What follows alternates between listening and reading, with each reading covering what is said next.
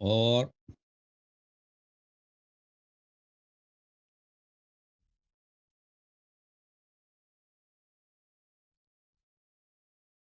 ایک منٹ میرے محترم ناظرین،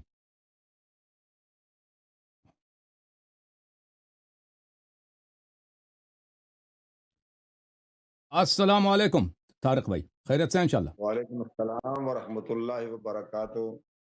محترم ناظرین، شیخ صاحب کا شکریہ، اور ان مولانا صاحب کا بھی شکریہ کہ میں پھر وہی بات تھوڑی سی دہراؤں گا کہ میں سب سے پہلے ڈاکٹر محمد زبیر صاحب کو لے کر آیا تھا، اور یہاں ہم نے مناظرہ کیا بڑے اچھے اور احسن انداز میں۔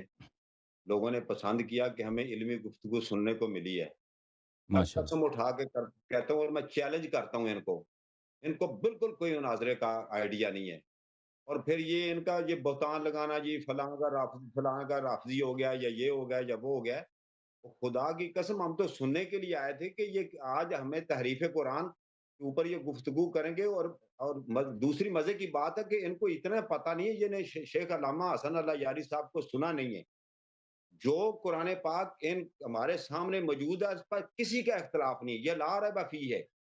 مسئلہ یہ تھا کہ ہمارے اہل سنت میں علماء، جو اہل تشیع و علماء ہیں، ان کے بارے یہ ہمارے ہاں یہ تعصب یا یہ بات بیان کی گئی تھی کہ وہ کہتے ہیں کہ یہ قرآن ناقص ہے، یا یہ تحریف ہے، یہ 40 سپارے ہیں۔ ہم نے بچپن سے سنا ہے، 60 سال کے ہونے والے ہیں، یہ 40 سپارے ہیں۔ اب جب ہم نے دیکھا کہ بخاری و مسلم میں ایسی روایات ملی اپنی ہماری کتب سے، اہل سنت سے، تو اس میں بھی اس طرح جی ان میں کمی بیشی ہے۔ تو ہم نے جب شیخ علامہ حسن اللہ یاری صاحب کی زبان سے یہ باتیں سنی، تو ہم چاہتے تھے کہ ان کے مقابلے میں کہ وہ لوگ آئیں اور ان جو یہ بیانات کر رہے ہیں، یہ جو دلائل دے رہے ہیں، یہ جو باتیں سامنے رکھیں عوام الناس کے، اس کا کوئی رد کریں۔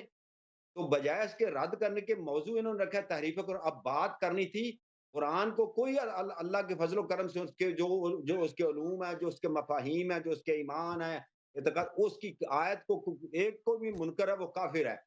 بات ہونی تھی کہ یہ جو روایات ہماری اہل سنت کی کتب میں موجود ہے، بخاری، مسلم، یا جو امام سیوطی نے لکھی ہیں، ان پر جرا کرنی تھی، اور ان کے اوپر انہوں نے بات کرنی تھی کہ یہ جو آپ نے باتیں کی ہیں، یہ اس لحاظ سے ہم ان کو رد کرتے ہیں۔ تو ان کو بالکل پتہ نہیں۔ دوسری بات ہے کہ یقین کریں کہ پتہ نہیں اس کی، اس شخص کی کتنی عمر ہے، میں نے 100 سے زائد مناظرے دیکھے ہیں تمام مکاتب فکر کے، اور اس کے اندر بھی ایک ٹائم کیپر ہوتا ہے۔ میں جب بھی گفتگو کرتا تھا، میں اس میں پہلے ڈسکلیمر دیتا تھا کہ ان علماء کے جو خیرات ہیں وہ ان کی اپنی آراء ہیں، ان کی رائے ہے، میرا ان سے اتفاق کرنا کوئی ضروری نہیں ہے، نمبر 1۔ نمبر 2، میں ایک صرف بھائی ٹائم کیپر ہوں کہ میں اس کی پابندی کروں گا کہ بھئی بات جو ہے نا وہ مطلب درمیان میں کوئی مداخلت نہ کرے اور اپنے ٹائم پر بات کرے۔ اور جتنے بھی یہاں مناظرے ہوئے ہیں نیٹ کے اوپر موجود ہیں، اور ان کو دیکھ لیں، اس کے اندر بھی ایک ٹائم کیپر ہوتا ہے۔ وہ جیسے ہی ٹائم ختم ہوتا ہے، اس وقت وہ ایسے یا ایسے ہاتھ کھڑا کرتا ہے۔ تو جسٹ لائک یہ کہتے ہیں جی میں ٹائم کیپر کی، یہ کہاں سے آ گیا ٹائم کیپر؟ اور پھر جیسے حضرت جو ہمارے حضور تشریف لائے تھے انم صاحب، انہوں نے بہت اچھی باتیں کی ہیں، میں ان کو انڈورس کرتا ہوں۔